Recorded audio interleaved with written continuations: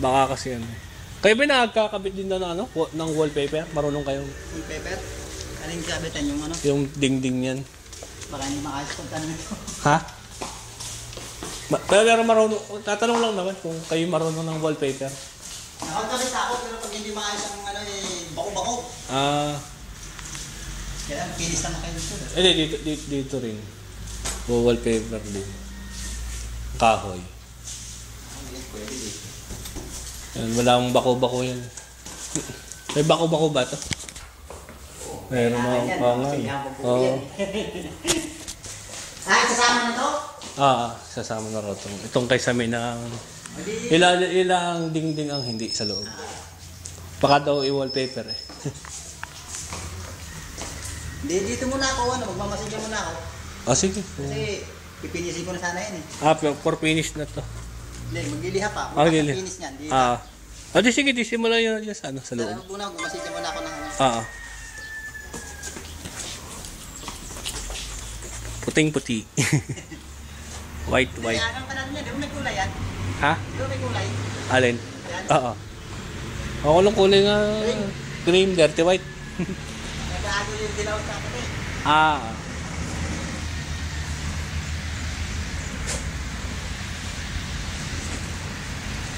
Yung isang balde na yun, para dito lang sa loob yan.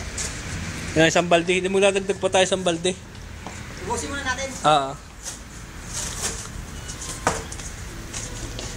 Parang pag-finish, sabay-sabay na pati loob.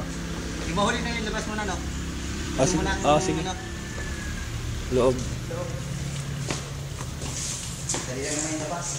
Ito kayang, pwede kayang patiran na rin muna kaya itong sa salamin. Kahit flat na white. Ano bang dito? Pang simento, pang kahoy? Pag simento, pwede pang kahoy dyan. Pero flat ang mga dyan, parang agad siya. Hindi manipis.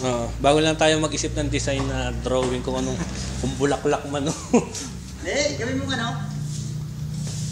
yung parang nara na may kulay, iba-ibang kulay. Gagawing parang kahoy? Oo. Kaya mag-design ng gano'n? Asti. Mukhang wood panel ng sasakyan. Ang ganda nga yun. Kahoy. Parang kahoy siya tingnan. Pero salamin. Kaya lang baka may magkamaring kahoy. Biglang pukpukin, mabasan. Oo nga. Baka parang kahoy na kahoy talaga yun. Bakit yan napakabit yan? Ha? Bakit yan napakabit? Ito, kasi pinagtanggalan lang ito, masasayang kasi. Pinaglumalasa doon sa kanto sa computer shop dati. Ito naman galing sa barber shop sa Indang. Pinag-anuhan.